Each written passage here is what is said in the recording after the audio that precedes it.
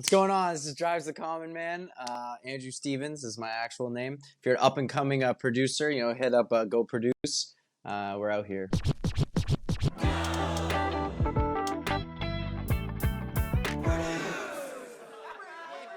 Thank you so much for being here, Drives, aka Andrew, aka Drives the Common Man, SmArtist. This is Drives the Common Man. He is a Mi'kmaq First Nation singer-songwriter out of Southern Ontario.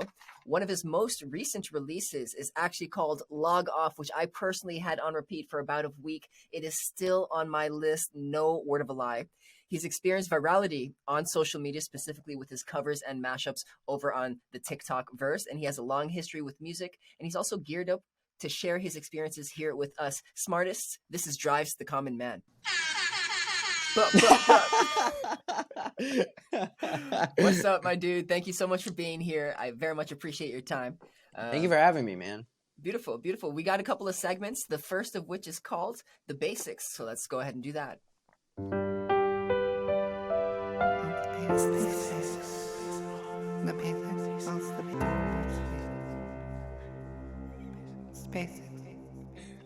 All right. Drives. Essentially, what we want to do here is understand you a little bit better. Why did you choose music over anything else? I don't know. It's just like a natural thing, honestly, like when I grew up, my parents were super into music, you know what I mean? So like there was always music around. Like I was always waking up and there's like CMT, like country music television was always on the TV. And so I don't know, like my parents were just like, my mom sings, my dad used to play in bands, so neither of them were really into sports. So I never really got super into sports, and it's kind of like the only thing that actually interested me was music. So I kind of got into it. Very fair, very fair. So it's almost like it was feeding your subconscious just by being in the environment. Yeah, absolutely. It just seemed like music never was like a new thing to me. It was always there. You know? So it was always there. It was always present. But was there a moment where you said, "This is what I'm going to be doing professionally as a career"? I remember one time when I was like 7 years old, I watched School of Rock. And after I watched School of Rock, I just had this like overwhelming sense of like euphoria. And I was like, I'm going to do that one day. Like, I want to be on stage. Like, I want to play music. You know what I mean? I'm going to do it. And then it took me like till grade 8. I started my first band. And then we were like a punk band. So we never really thought about like, oh, we're going to do this as a living. You know what I mean? It was more just like, we're going to have fun. But then, in the past couple of years, I started thinking, well, if I love it and I want to do it all the time, it'd just make more sense if I tried to make a career out of it and actually do it like seriously. You know what I mean? Absolutely. Trying to make dollars out of cents. In grade 8, you're starting a band. What was your greatest challenge? I know we're kind of going back some time, but picture other kids in grade 8 trying to start a band. What issues are they going to encounter? Honestly, like it's a totally different time where if you're in 8th grade in like the early 2000s and you started a pop punk band, you probably would have got a lot more respect for it and more people would have been inclined to like your music. But nowadays, I don't think many kids at all are making bands. And especially when we were making our band, we're the only kids our age that were making bands. So obviously pop punk and punk music wasn't that like widely, accepted. It wasn't like this big mainstream thing anymore, so it's like people didn't really care. So you have to really kind of be able to do it and be happy with it and hope that some kind of success happens, whether that just be like a couple people liking your music or some people coming up to shows and stuff. That you have to like really get into it for liking it, because you have to accept the fact that not everybody's going to be into that. You know what I mean? 100%, especially from the get-go, especially those early years.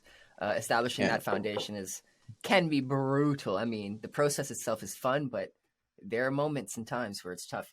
How did you?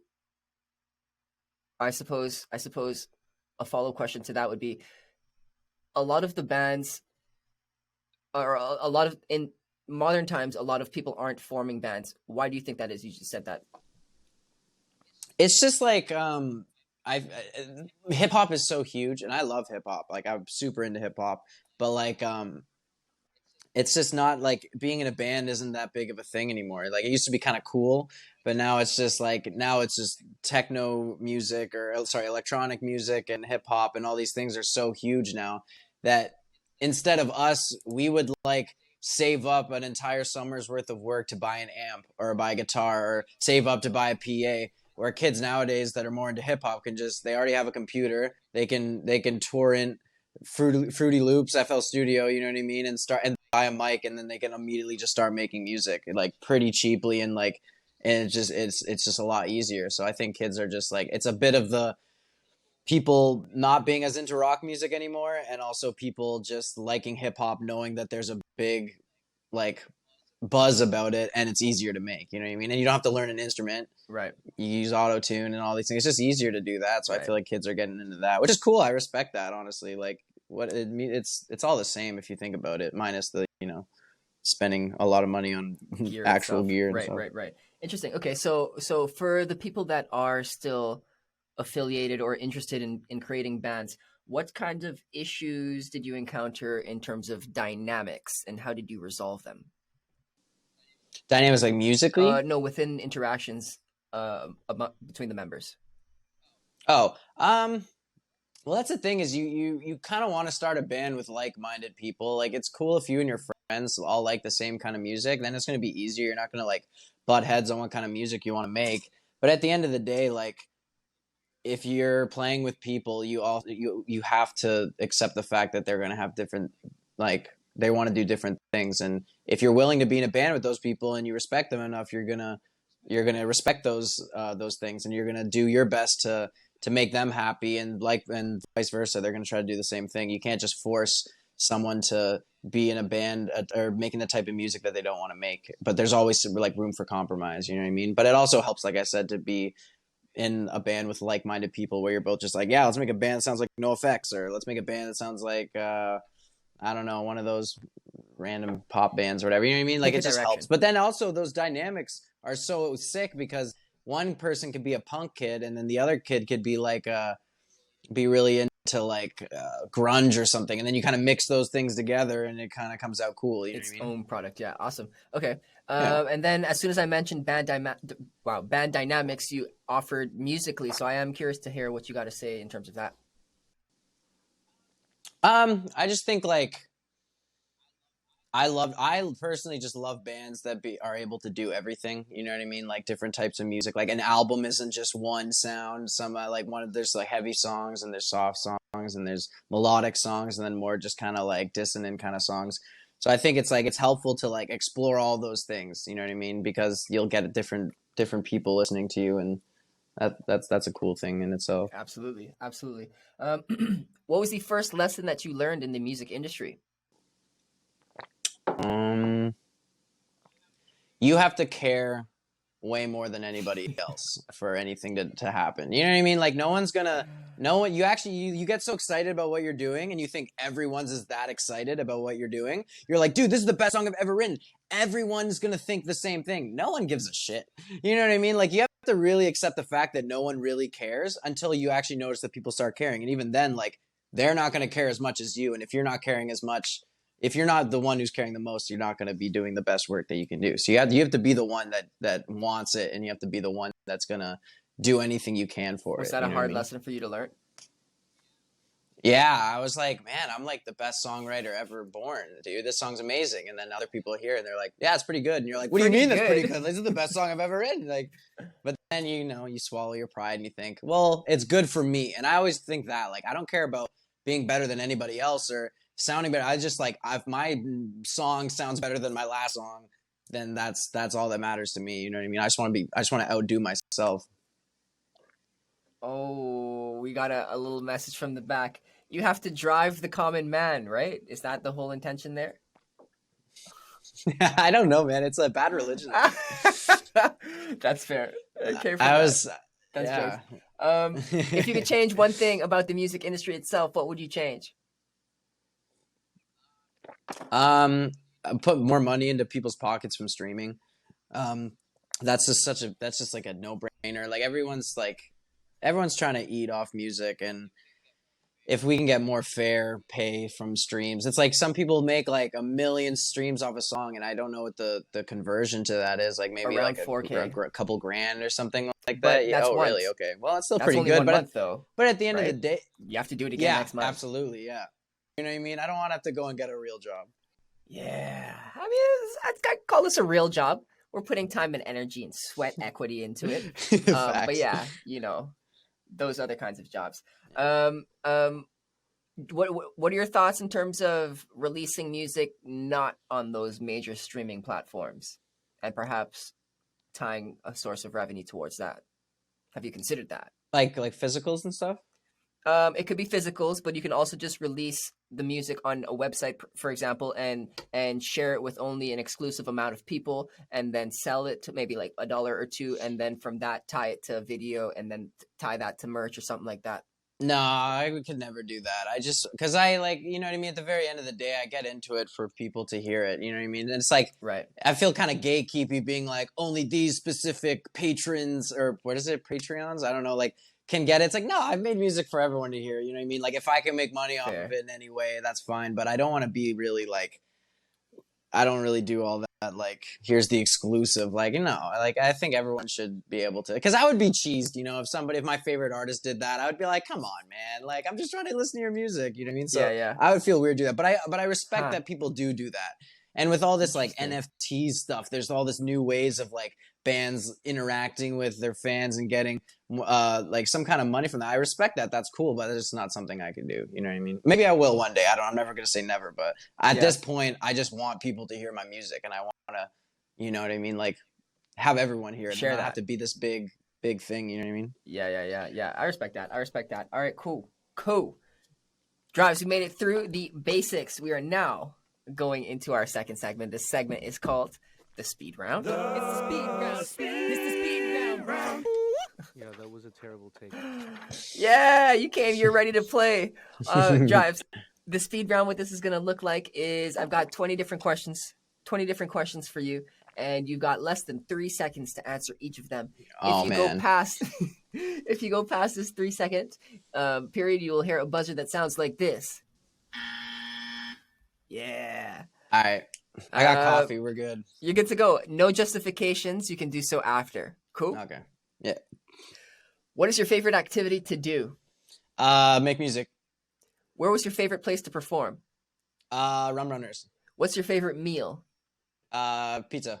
Dead or alive, who would you like to have dinner with? John Lennon. What genres of music are you a fan of? Drill. Is water wet? Yes. Make the first sound that comes to your mind. Dickies is your favorite clothing brand of choice? Yes. If movie is to watch, then Netflix is too? Yeah. Do you have other nicknames? Smiley. You are the third generation of Andrew Stevens. Yes. Is this the best interview you've ever had? Absolutely. Do you prefer adventure or leisure? Adventure. Crowd surfing is one of your favorite activities. Absolutely. Who is an artist that you currently find the most interesting? Central C. The next round is on me. What are you having? Pizza. What do donuts from pizza shops mean to you? Everything. Everything. Who's your all-around favorite person in the world? My mom. What is your favorite city? London. Oh, no, that's not right.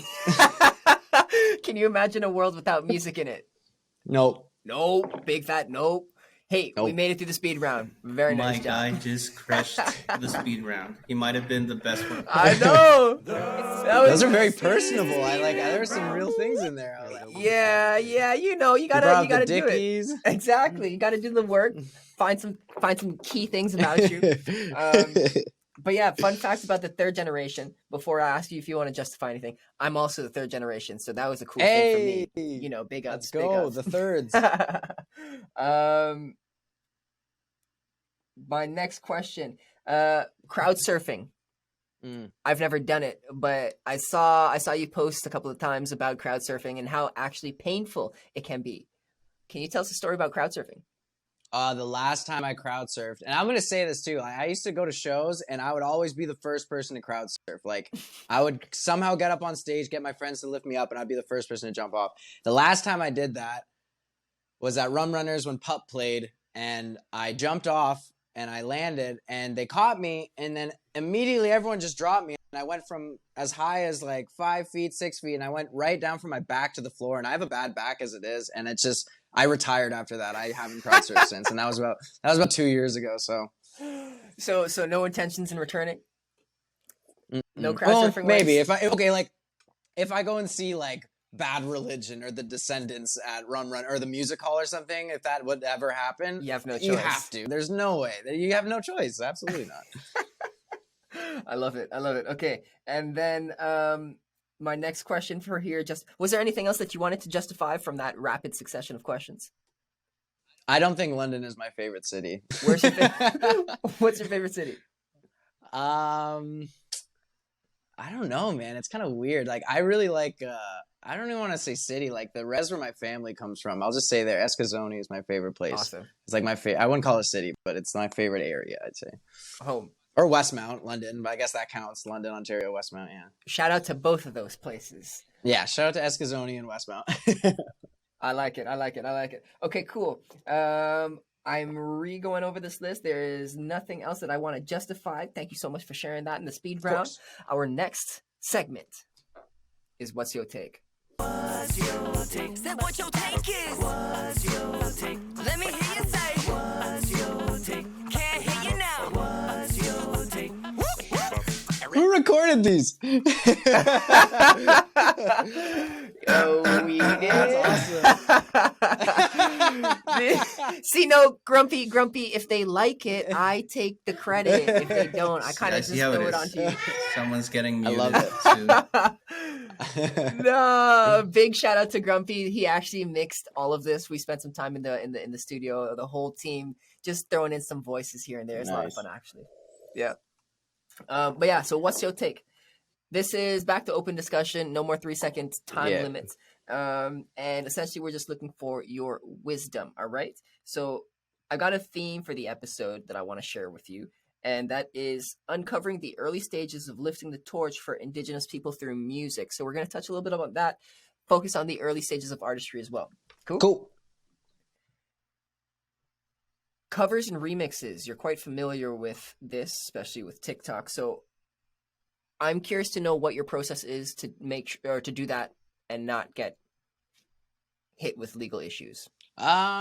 Well, I just don't release them anywhere else. Like, everyone's kind of in my comments on my case sometimes, being like, "Oh, you got to put this on Spotify. You got to put that." I'm like, that's a big thing to do. Like, I don't I'm like 100% sure on the legalities about that, but I'm like, that's a big no-no, I think. Like, I don't really want it. I don't want to do that. And B, it's like, it's just too much work, and it's like, whatever. But yeah. Yeah. So you just, when you build these covers, do you just build them the 60 seconds? Yeah. I don't Portion. really go past the 60 seconds. I only learn like half the song. If it's like a song I don't know, I only learn like half of it. So when that song comes up on the radio, I know all the things I covered, and then the next part comes on, and I'm just like, I didn't even know there was a second half of this song. You know what I mean? Okay, so that, I mean, that's part of the game. That's part of the game. And for other people that are trying to like build themselves off of their content creation, don't necessarily spend the effort doing the whole thing. You can just do what you have to. Yeah. That makes a lot of sense. Do you have a technique or a style to make these kinds of pieces of content your own? Yeah, I like signature to you. At the beginning, I was also like, I was trying to make like more like Afro swing type of remixes to these songs with like more of like a bouncy kind of island beats and stuff like that. And that was like how I made it kind of cool on my part, or added like a guitar or something like that. And then the pop punk stuff came, and then I just made a pop song into some kind of like pop punk or rock cover. So just like, I think there's a couple covers where I pretty much just covered it how the song is, but like, I like to make it like interesting in a certain way where people could be like, "Oh, I like this version better," or "This version's like really cool." You know what I mean? Interesting. Okay, so how long have you been making covers specifically for like TikTok? These 60 seconds. Last July, I think I started doing it, but I even then I only did like 30-second covers. Then I think I still only really do 30 seconds now, mostly. Okay, so for doing this for like almost 18 months, let's say a year and a half ish, what would you tell yourself if you were starting over now? Oh man, I wouldn't really change anything. Everything's been pretty cool so far. Don't lose your momentum. One time I was doing so good on TikTok last year, like September-ish, and every video I was putting out was doing such good numbers, and then I just stopped making TikToks, and then I made one like after a month of not making TikToks, and it just like for months after that I couldn't get past like a couple grand like likes or a couple thousand likes or something like that, and I was like, man, I lost all my momentum. I should have kept going because it keeps you in the algorithm, you know what I mean? Yeah. So that's like the only That's how they thing. get you, though. That's how they get you. Why do you think those particular videos were doing so well? At that point, it was like I was new. I was like fresh in the whole like Indigenous TikTok kind of scene, and I was adding like the flute and covering like Indigenous artists and like adding my own kind of twist on things that made it cool for Native people. And I think that was like a big thing, especially at the beginning when people are just kind of getting to know me. Totally makes sense. Totally makes sense. Okay. So that was a lot of TikTok questions. We don't have to talk so much about TikTok. About that. What has been the largest obstacle that you've encountered so far in your career? I think just like trying to figure out what I want to sound like and what I want to like put out, and more so just staying confident, because it's like you get kind of discouraged if something doesn't go as well as you thought it was going to go, or so, you know what I mean? Some things just happen that aren't, you know, how you kind of played it out in your head or something. I'm a big dreamer, you know what I mean? I dream big. So I get my hopes like let down a lot of certain things, not just in music, just but in life and everything. So it's just like, I think the biggest obstacle is just like trying to stay motivated and try to like believe that like what I'm doing is important. And cause you know, you get those things in your head being like, man, like, stop. You should just quit. You know what I mean? You're not going to do anything cool anyway. And you're kind of like, no, I swear I'm doing my best. Like, it's going to be cool. Like, believe me. You know what I mean? But I think that's it. What do you do anything for yourself to like get yourself back on track? I'm like, I keep like spirituality pretty close to me. I always think like, well, I'm here for a reason. I'm in this moment for a reason. If I'm feeling terrible or if I'm not feeling great about this one thing, then you know, I'm supposed to learn from that experience somehow, either whether that's me being more humble or me accepting bad things that can happen and turning those into good things and looking back at those bad things and being like, okay, well, thank God that happened because, you know what I mean? I wouldn't have been able to do this. So I always just think like, this is the process and I'm exactly where I'm supposed to be. So why would I try to wish I wasn't there? You know what I mean? Absolutely. Yeah. Wishing won't change your situation regardless. I definitely think if you're in a bad experience or if you're having a bad experience or a good experience, regardless of whether you see it good or bad, it's still a learning experience and you're going to take something away from that. Yeah. How do you suggest other artists in your position or the position that you were previously to this embrace a philosophy like that in terms of like reflecting and whatnot? But how can they do so? Like maybe they're not spiritual though. Oh, sorry. So like, how can they go about doing that? Well, it's just like that's the other thing too. Is like you can look at that in a similar way without the whole spiritual side of it, and just being like, well, I can either just take this bad time and put it into just constantly feeling bad and giving up, or you can just say, well, if it's not this one, it's the next one. You know what I mean? You can just kind of have that mindset of like, well, it's this isn't permanent. You know what I mean? Like this, whatever predicament you're in, whether you're losing your motivation or you're just like not in a good place, like it's going to end. And you know that like everybody, I'm sure most people have gone through a lot of bad times, but somehow come out of it and they look back being like, oh man, thank God I like made it out of that. You know what I mean? So it's like, you don't really have to have that really deeper dive into the whole like spiritual part of it. Mostly just being like, if you don't have a relationship with like with a higher power, God, or the universe or anything like that, you should just focus on your relationship with yourself. And like you can still talk to yourself and you can still wish the best for yourself and know that no one else is going to push you harder than you're going to push yourself. So awareness of self is huge. It's huge. Yeah, I like that. Huge. I like that. Okay, cool. What about in terms of challenging situations as an Indigenous artist? What have you experienced and how have you overcome that? If you have, maybe you're still experiencing it. I think like the biggest thing for me at the beginning was like not wanting to be like pigeonholed into like this Indigenous category, because it happens so many times where you do and you never get out, you never branch off into other audiences that aren't in the Indigenous category. Like I did this cover of this song. It's called Indian Car, and it was like this big native hit back in the day, and I covered it and it blew up like crazy, and everyone was like, oh, let's like make a full cover. And then the guy who actually wrote the song reached out to me and said we should remix this song and put it out, and I said no. Like I really said, and I had a meeting with all these people from this label that I was talking to at one point, and they're trying to talk about doing it, and they're all talking about it, and I just said no, I don't want to do that. And they said, why not? Like this is like huge, this will be huge. I said, well, if I start my, and this is before I even dropped my first song, so I was like, if I do this before I even drop my own music, no one's gonna care about my music, like, and I'm gonna be stuck in that category forever. I'm not gonna be able to branch out. Like it's important for me to put on for people and my people, but I also want to do that by like breaking like barriers and being able to go into Everything else. Yeah. the big categories, Yeah. you know what I mean? Everything else, yeah, you know what I mean? And that's such a big representation thing too. It's because there's not a whole lot of representation in pop music when it comes to Indigenous artists. There are artists out there doing it, but not that you can go up to everybody on the street and say, do you know Antoine Edwards Jr.? Do you know what I mean? Like Buffy St. Marie, you know what I mean? Like not a lot of people know those people, but it'd be cool to have like a big one, you know what I mean? Yeah, of course. Do you know Drives the Common Man? Yeah, I've heard of him. He's a cool dude, I hear. Very cool dude, yeah. Okay, so what did you wish you learned earlier in your career? It doesn't have to be specific to Indigenous ties, just in general, music. What I wish I learned. I wish I learned that like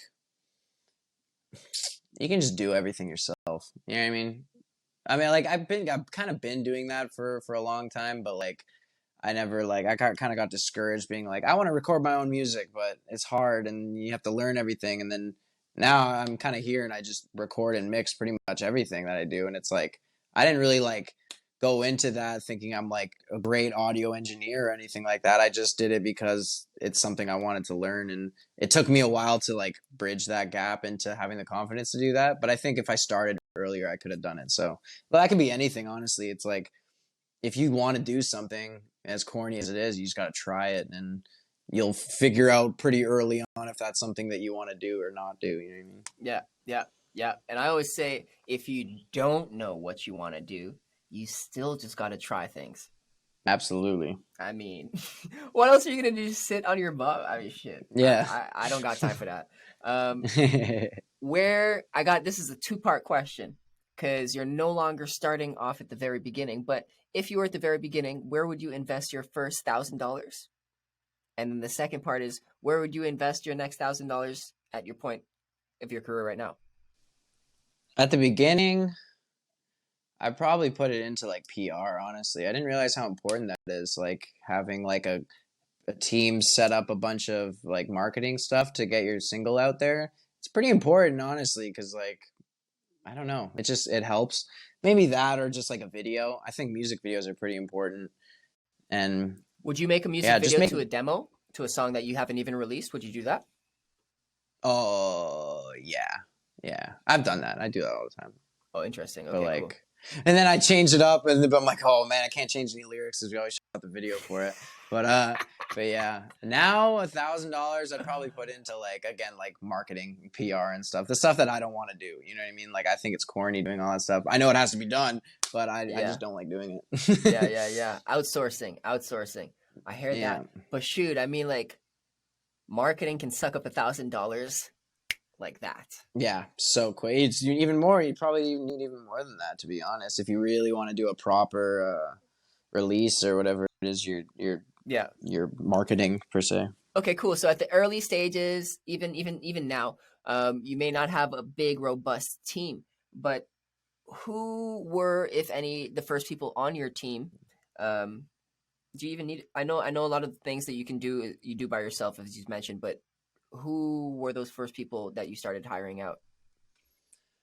When we were in a band, we didn't really have, even then from my band days to now, one of the most important people for me has been Simon from the Sugar Shack. I've recorded, because I met him when I was about 15 years old, I think, and I'm 23 now, and I've worked with him on 3 different EPs, and he's mastered one of my tracks, and I just have a good relationship with him as well, and I just love him as a person too. And that's the biggest thing for me is like, if you're on my team, like you got to be like a really good friend to me. Like I don't try to trust a lot of people, and you know what I mean? If they're your friend, I feel way more comfortable with. You did not mention anyone in line of management. I'm curious to know what your thoughts are there. Like, is that something you think you need soon, or is that something you keep on pushing on your own for a while? I've had like talks of managers. I had a manager at one point, and you don't really like sign a contract immediately. You kind of like, it's like a dating period. You just kind of get to know them, and it just ended up being like I'm still like, I very much like still love her a lot, but it just wasn't like working in ways like in like musical ways. Like the people that she was managing weren't really like me, so it made it harder for her to kind of like appease to what I wanted to do, and we just realized that it just wasn't working, and we just peacefully just stopped it, and I just started doing my own thing. But yeah, it would be nice to have a manager, honestly. Like that'd be pretty key. But that's the other thing too, is I don't trust anybody right off the bat, and especially with a manager kind of thing. Intimate. It's like there's no such thing as a manager who's just like, I'm going to manage you just because I like you. They're obviously out for like money to a certain degree. I mean, there's obviously managers out there that are like, I'm passionate about you. I would like to work with you while I also like receive my piece. But it's like, there's still that piece of like, you don't like me. Like we're not friends. Working. You just want my,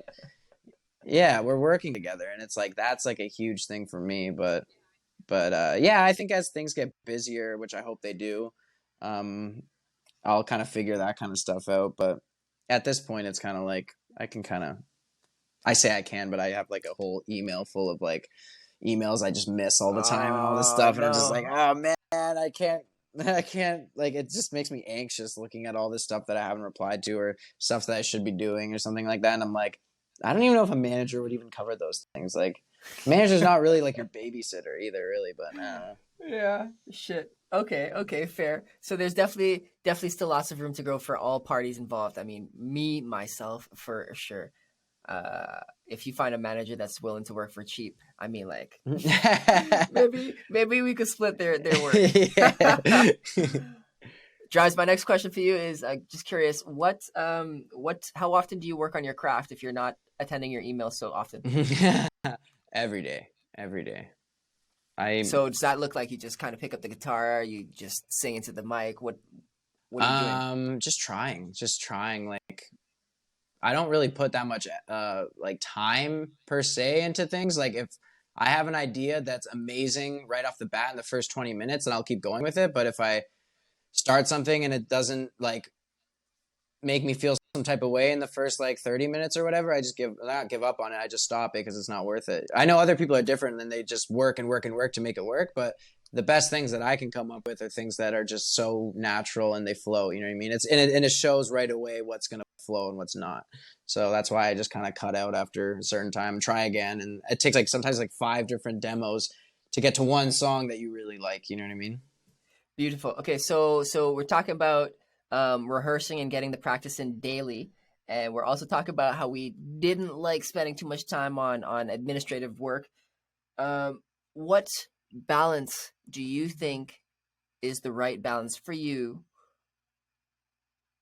in order to properly accomplish all of the different kinds of tasks you have to do, like marketing, social media, content creation, actual like songwriting? Are you in balance right now? Yeah, I think to a certain extent. I think I put way more eggs into one basket at some time. Like sometimes, like I'm just obviously more focused on the creative stuff and trying to make sure the song's good and what I'm doing. But then I also have to like think, oh, there's like a whole other ball game. Like it's like having a good song is only like 10% of like what makes a song big or a song successful. You know what I mean? So 10% I need is to like terrifying, work on. yeah. Yeah. The other 90%. So the other 90% is like making it a business, and that's like still so lame to me, but I know that you have to do it, so it's like it's integral, my dude. It's integral. I know. Yeah, I hear that. I have, I believe, one more question for this segment, and then we will jump into our final segment. But if someone is following in your footsteps, what would you suggest that their first goal be? The first goal is to establish anything that is true to them. If you're getting into music to be a second someone or second this or second that, you probably shouldn't get into it. I mean, to do it, I'm not gonna tell you not to do it, but it's just like it's important that you're doing it for the right reasons. And if you're just getting into music to make a quick buck, you're gonna learn very easy that you're not gonna do that very easily.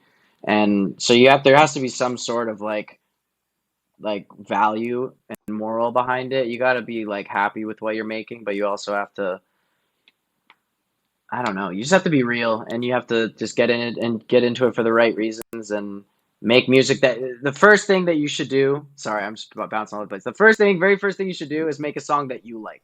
Don't think about what anybody else is going to like. You got to make a song that you're going to like, because if you don't like it, how's anybody else going to like it? Or even if they like it, they're going to expect more of the music that you don't like. You know what I mean? So you might as well do what you're doing, so that if you get the people that like it and you're like, okay, well, I'm going to keep doing that because that's what I want to do. And you're going to have like a correct kind of fan base or Yeah. whatever. And honestly, just to add to that, there's so many people out in this world. Like, there's probably a good chance someone else out there likes what you're doing. Yeah. Absolutely. Yeah. Okay, awesome. So put that first song out and make sure that you enjoy it, and then see what happens from there. Okay, cool. Yeah. Clear the Air is our final segment, good sir. Cool. Let's stop recording. Cut. Yes.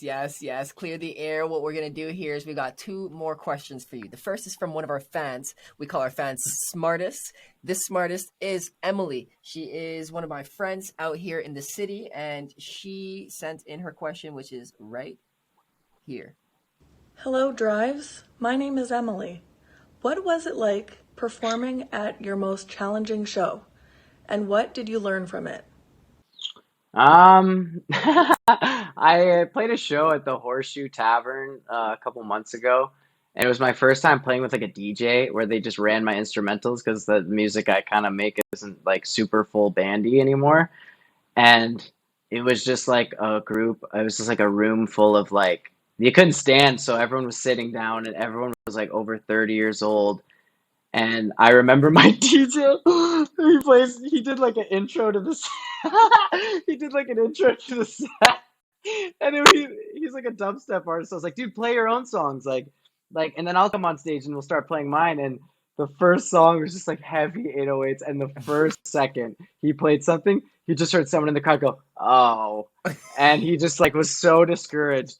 And I was like, who am I opening for? Like, why am I opening for this band? Like, they're like a folk rock band. And I was like, I'm playing like heavy pop music, like fast pop music, like Afro swing, like hip hop, all these things. I'm like, I'm gonna have to like have fun while I watch all these people not have fun. Like, how is that gonna work?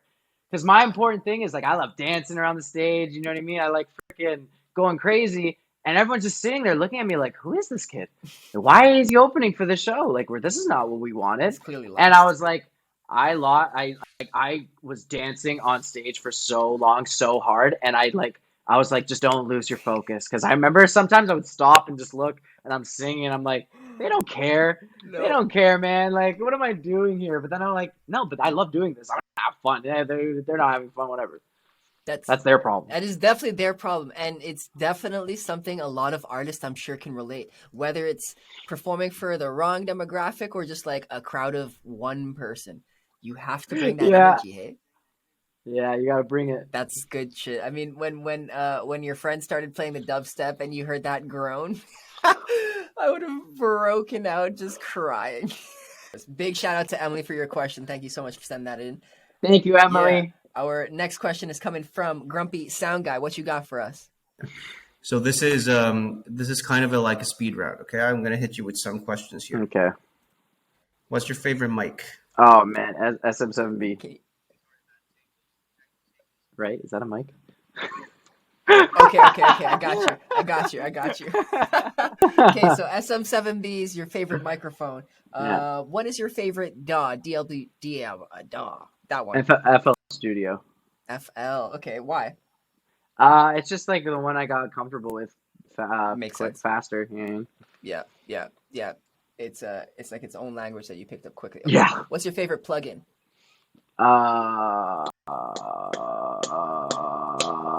The CLA, one of the CLA compressors. Interesting. Interesting.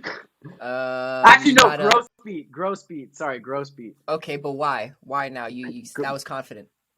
Gross beat is just dope. I like it's just like it's the hidden tip for every beat maker, like producer in FL. It's like gross beat just like it just totally like inspires you to do a whole bunch of stuff. It's one of those plugins where it just completely changes what you're doing, and it's for the better sometimes, for the worse sometimes. Yeah, yeah. Okay, fair.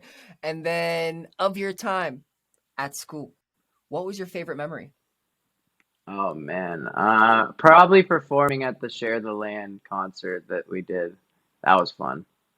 What Got was to that play like? up on the music hall. We just played at the music hall, and everyone was doing covers of Canadian artists and stuff. And I was in a pop punk band at the time called Hometown, and we covered a Shawn Mendes song. And I like hopped out into the crowd, and I drank like 3 coffees and two monsters and a Red Bull before we went on. But like way before I went on, and by the time I went on stage, I was crashing, and I thought I was gonna throw up, but I Yeah, didn't. So but you didn't. I didn't. It's crazy how I didn't, but The I things didn't. you do to perform, hey? Awesome. Okay. Absolutely. And then last question about the school time. What was your most memorable lesson?